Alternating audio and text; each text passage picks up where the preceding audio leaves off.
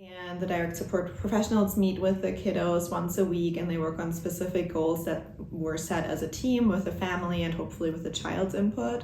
And that looks so different client to client. So we have some where life skills is definitely the app title, where we work on like preparing a snack by themselves, or getting more independent with toothbrushing or washing their hands correctly, those types of goals. We also have kind of basic community safety goals. So we are able to take the kids out into the community and work in safe increments on their street awareness, just the safety of looking both ways before crossing the street, and understanding that cars have to really stop before you walk. As well as staying with a person so you're safe yourself. So it really is a wide variety of goals that we work on with the kiddos one-on-one. We also have it is a lot of them are teenagers. They're around 13 to kind of 18 years old is our kind of bulk of the clients we currently have.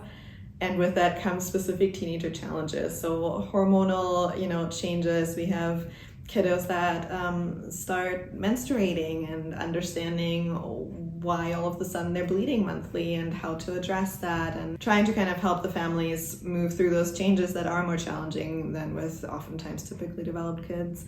We also have quite a few young men who are interested in girls, but they don't quite understand what dating is, or what is flirting versus somebody being nice, and what do you do if somebody says no to your advances? Sometimes those are tricky conversations to have with the families as a whole, because developmentally they feel so far away from starting relationships or exploring that world, but chronologically and hormonally they're often there.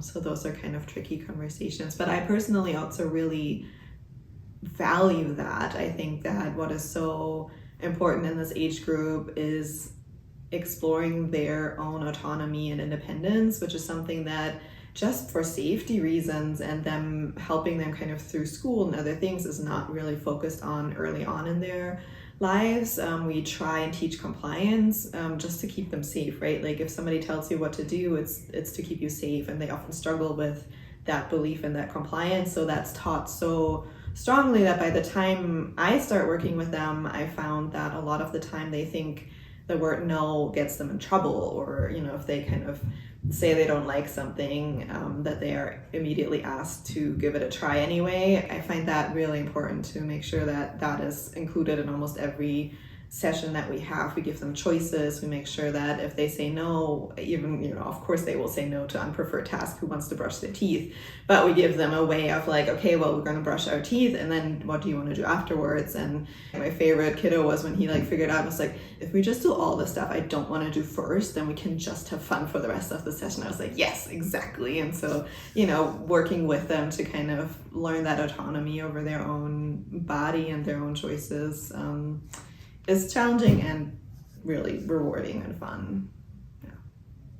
I was gone for a couple of weeks on vacation one time, and I came back and started went to see one of the kids that is nonverbal, and he just had like the biggest smile, and he doesn't do a lot of eye contact, but when he does, I swear he looks at your soul. Like it is so intensive. And so he just went up and just looked and was just so happy, and it was so obvious. So that was a really wonderful moment to kind of experience. And yeah, just in general, to get parents to trust me, get parents to see them implement some of the stuff that we work on in our sessions at home is really rewarding and fun. Setting up services or supports for them that they wouldn't get otherwise is really important. And kind of helping them navigate. It's just scary. It's scary to have a kid grow up anyway. It's extra scary if they need more support than others, and kind of having their trust and making sure that they are set up well is really rewarding. There are so many agencies across the state that focus on different pieces. There's one that really works on adaptive technology, or bikes that have 3 wheels for grown kids, or there are some that offer sibling support groups for when you have a sibling with a developmental disability. That's a pretty special way to grow up too, and so there are some support groups for that.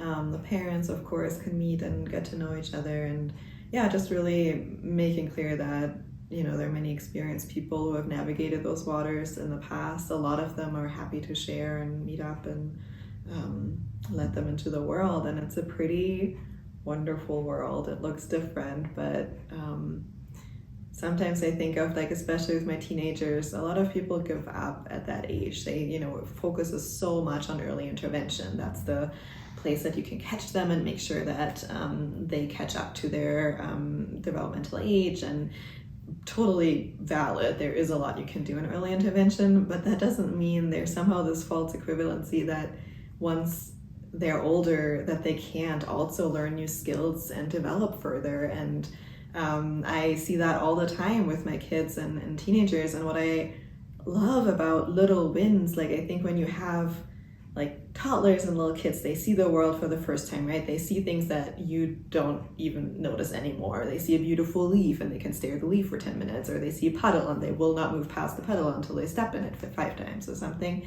And with these teenagers, a little bit of that is still captured.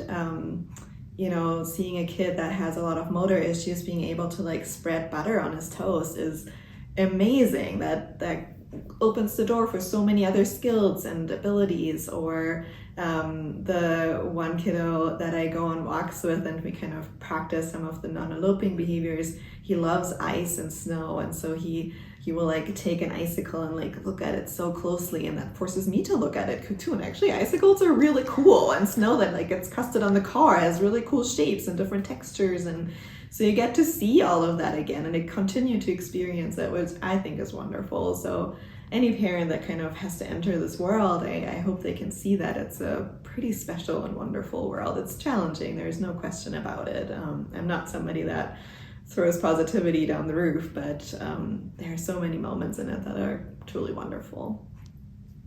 I personally identify somebody with a disability. I had an accident 8 years ago that just left me with a traumatic brain injury, and I wasn't able to work for years. I wasn't able to go. I had tried grad school, I had to drop out, it wasn't possible, and still a lot better obviously, but you know, I still need a lot of extra supports, and my body just won't let me work the way that I would like to.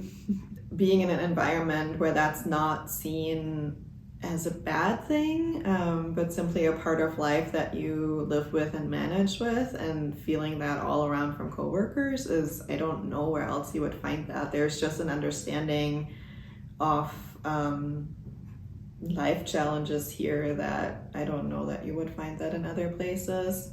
And definitely, you know, an understanding of having a disability or having special support needs doesn't have to be a bad thing. It just means that things will go a little differently, and it just means that, you know, there will be some changes different from other people. And so that's been really helpful to feel like I can say, you know, this doesn't work for me, I need this extra support, or I need different lighting in my office, or things like that. And that's just been incredibly easy and helpful from everybody, because they're just in that world anyway.